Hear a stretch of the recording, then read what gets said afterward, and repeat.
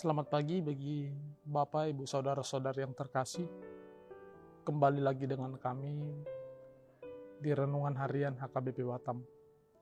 Pada pagi hari ini, sebelum kita memulai aktivitas kita hendak terlebih dahulu menyerahkan hati, menyerahkan pikiran untuk mendengarkan firman Tuhan, sehingga setiap aktivitas pekerjaan kita dapat berjalan sesuai dengan apa yang dikehendaki oleh Tuhan.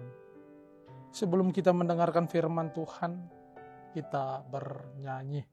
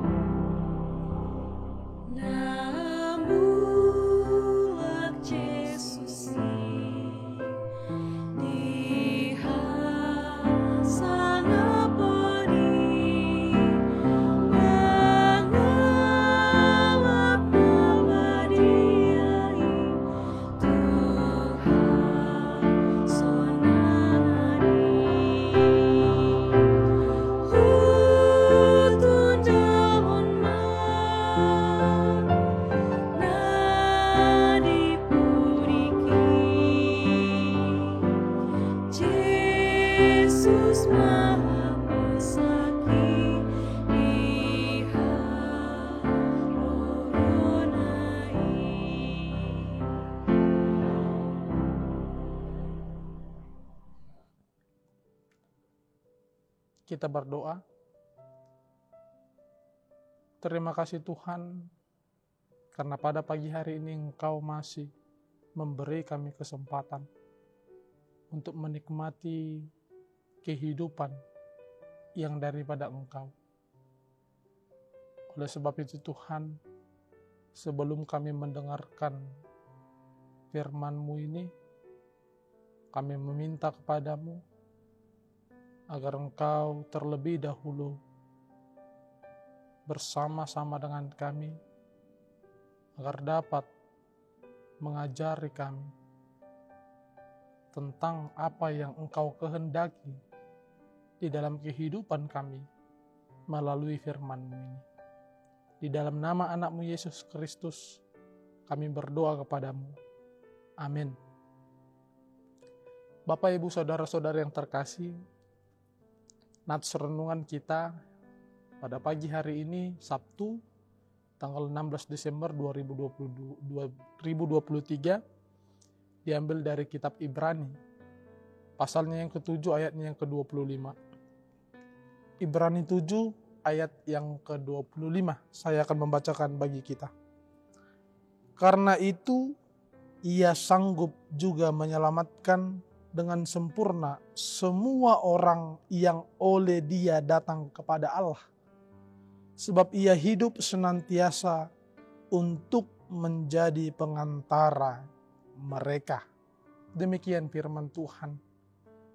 Bapak, Ibu, Saudara-saudari yang terkasih, pada saat ini kita telah memasuki masa-masa Advent, dan sebentar lagi kita akan memasuki masa peringatan atau perayaan Natal, di mana kita mengingat kembali ribuan tahun yang lalu lahir seorang bayi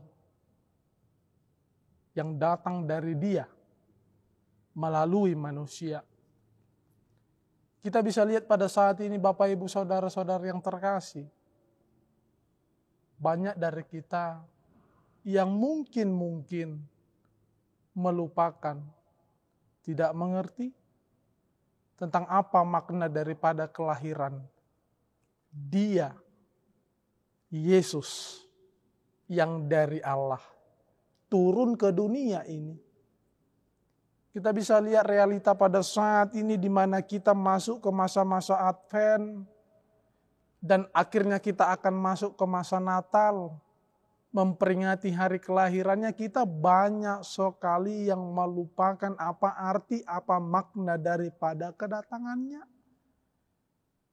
Kita hanya sibuk dengan mempersiapkan fisik, pakaian, penampilan, mempersiapkan ornamen-ornamen Natal tanpa mengerti apa makna daripada kedatangan Yesus.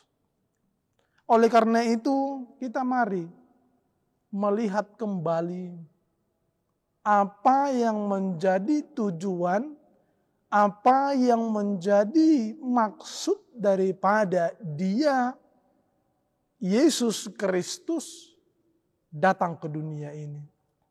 Sehingga kita tidak hanya mempersiapkan di luar daripada hati kita.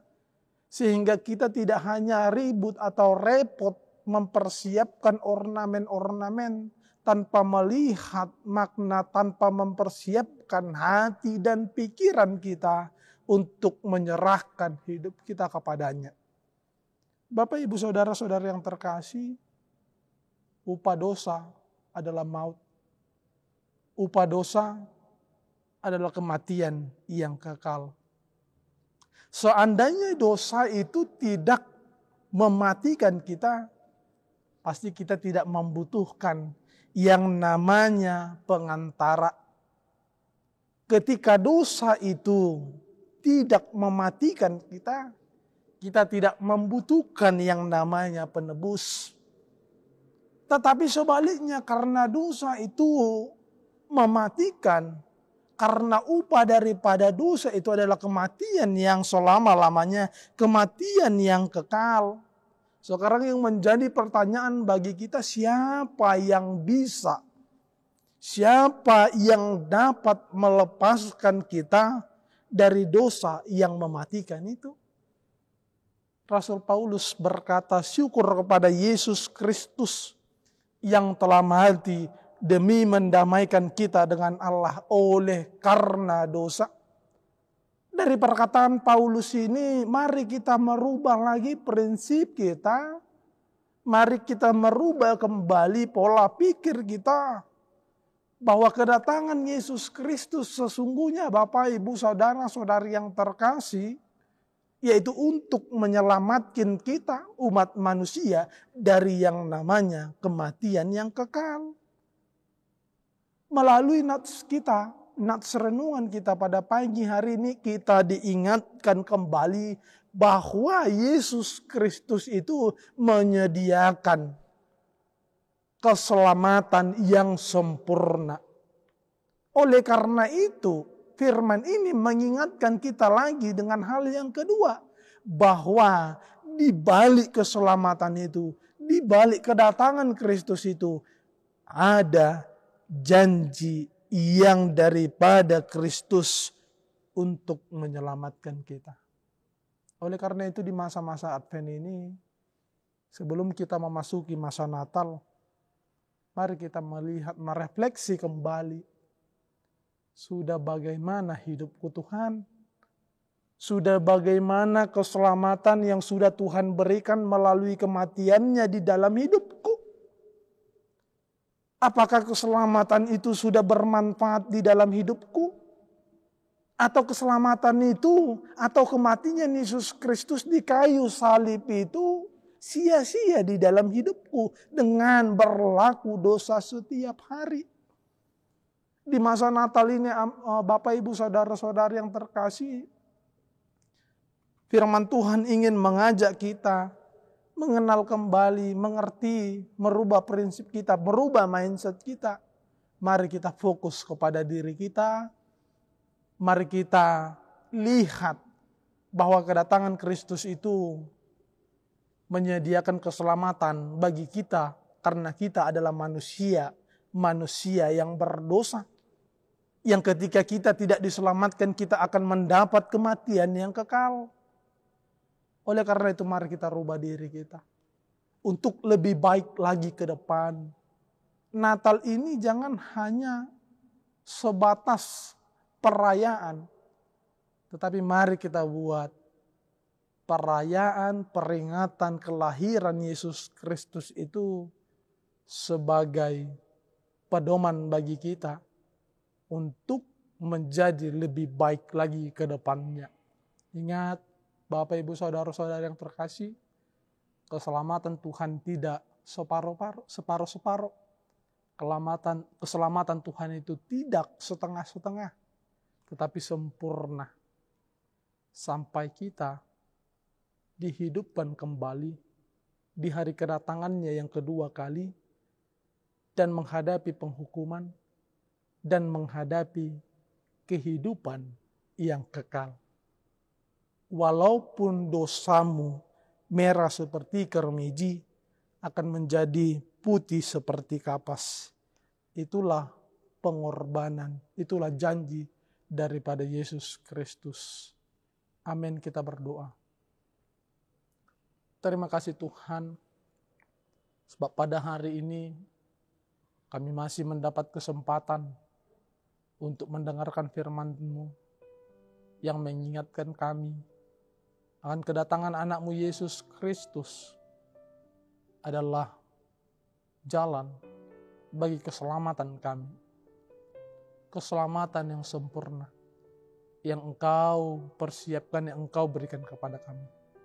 Oleh karena itu Tuhan, kami meminta kepada-Mu, agar Engkaulah yang senantiasa mengingatkan kami di setiap perjalanan kehidupan kami, sehingga perjalanan kehidupan kami ini Tuhan, dapat berjalan sesuai dengan kehendak-Mu.